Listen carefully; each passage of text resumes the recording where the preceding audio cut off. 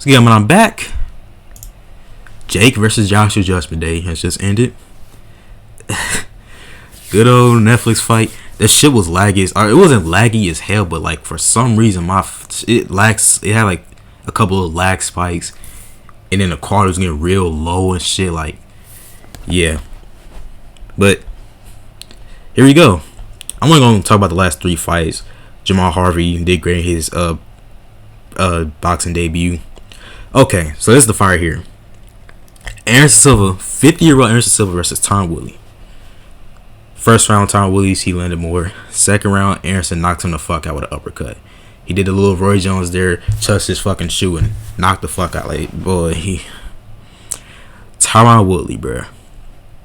Like, nigga, if you had told me that like in 2019 that Tyron Woodley would be fighting Anderson Silva in a box match and Anderson would knock him out cold, or not knock him out cold, but will TKO him, nigga, I would think you were crazy. Like, I actually used to be a fan of Tom Woodley at some point, you know, when he was at least, you know, I guess winning fights, and then he went on that long ass losing streak in the UFC.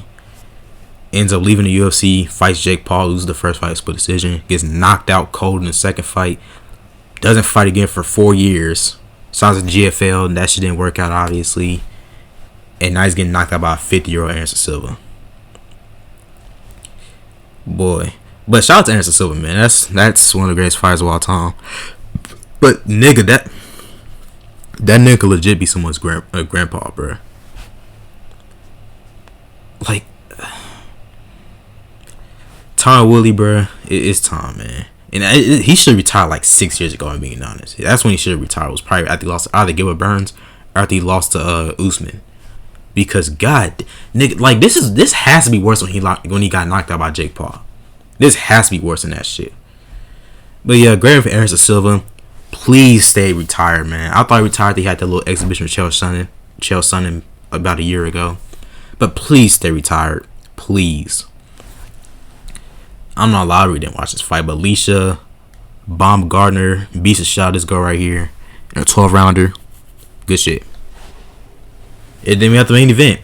Anthony Joshua versus Jake Paul. I never thought I'd say that shit in my life, but well, I ain't gonna lie, dude. The first like 4 or 5 rounds, or 4 rounds, Joshua took it easy on him, bro. And to be fair, I'm not surprised it went that far, because he did say he was gonna sit there and like slowly break him down and then beat the shot of him until he didn't want to be in there anymore, which is kind of what he did. So I'm not really surprised that it went this far. But yeah, Jake Paul gets the shit beat out of him. Not surprising at all. If you bet on Jake Paul, you're a fucking dumbass. Like, because I know people are saying, oh, it's gonna be scripted, this and that. Dude, this is a professional box match. If this was an exhibition, possibly, you know, it could have happened, possibly. But no, dude, no. And yeah, Jake Paul takes his first knockout loss. Not surprising at all either. But boy, Anthony Joshua looked rusty as hell in the first couple rounds. But I had a feeling he was more like taking it like easy on him. He was probably or he just wanted to get some rounds in at least. You know, who knows? But he was definitely taking it easy on him.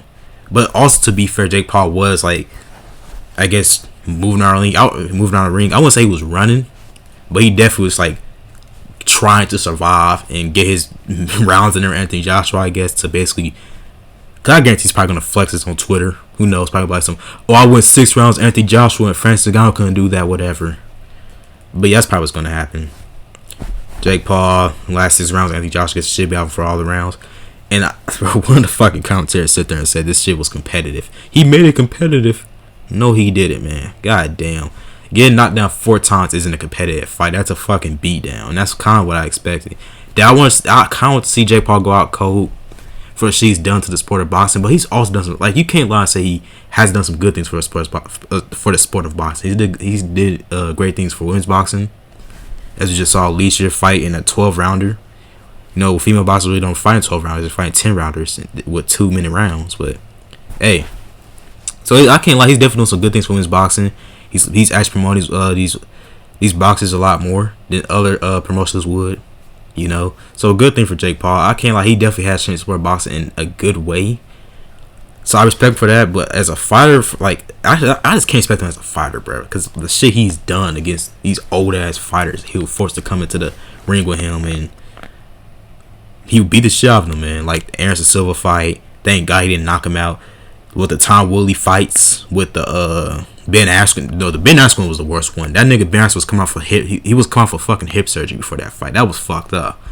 And then of course the Mike Tyson one. That no. I heard that nigga had signs of Parkinson's before that damn fight. Like, what the hell, dude? Like, that's like, I just can't respect him as a fighter, but as a person, who knows how J Ball can be as a person? He could be a great fucking person. He's done some great things for the sport of boxing, so I can't hate on him. And yeah, for Anthony Joshua, got some rounds in, and he's calling out Tyson Fury, getting Fury to come out of retirement again. You know how Tyson Fury retires like every couple like months or after every fight he has, and then comes back. But yeah, and if I were to pick someone to win that fight, man, it'll probably be Anthony Joshua. I think Fury's too damn old now. I think I wouldn't say he's too old, but I don't know how he could even win this fight, honestly. Like, cause he gave Usyk some problems, but in that second fight, Usyk really just outboxed him the entire time. I don't really see how Fury could even win this fight. I'm talking about with Anthony Joshua that's actively training and he's actually taking this fight serious. Because this obviously didn't take this fight serious. I mean, he just says little things, gives quotes and the promo and all that shit. He didn't take this fight serious. We all know he didn't. But yeah, man. All I know, man, I'm out. Peace. See y'all niggas next week. Or not next. Damn, I forgot. There ain't no fucking UFC for a while. We ain't getting UFC back until January 24th. Holy shit. What is coming on next week? 1 second. Cause I might try and like cover some shit. Who knows? I'm not watching no damn PFL Africa. I might watch it, but I'm not gonna talk about it. Like, same thing I did with last UFC's card. I watched it, but I didn't make a video about it because I just thought it was pointless. It was a good card, but KSW. Like I said, I'm probably gonna watch that on Saturday or tomorrow, and I'll anyways fight next week. Too bad it's gonna be a fucking 2 a.m. for me. There's some really good fights on this card too. Johnson Nakatani. I'm pretty sure this fight here is gonna be to set up the super fight between Inoue and Nakatani. And that's what I kind of hate about boxing. Like, just let these motherfuckers fight. Stop giving them. I wouldn't call it a tune-up. You know, you never know how the sport can go, and that's the worst thing about these fighters getting, I guess you can say, tune-ups, because you just saw it happen with Caleb Plant and Jamal Charlo. Yeah, Jamal Charlo. Same thing happened with their fight. Plant fought against some dude named Resendez and got the shit beat out of him. Well, not the shit beat out of him, but he got controlled in them later rounds and ended up losing the fight. And then Charlo went there and knocked the dude out in the first like 3 or 4 rounds. I forgot how long it was, but they gotta stop having these 2 fights and potentially kind of fucking up the money. You know, they gotta stop that shit. They have to, man. I just want to see them just fight and boom, that's it. Cause y'all remember how long it took for us to get Usyk versus Fury, right? That'd be like if Fury had lost to fucking Chisora in their 3rd fight. A fight that was not needed at all, by the way. Or that'd be like if he had lost to Dillian White or some shit. Like, just start making the big fights, man.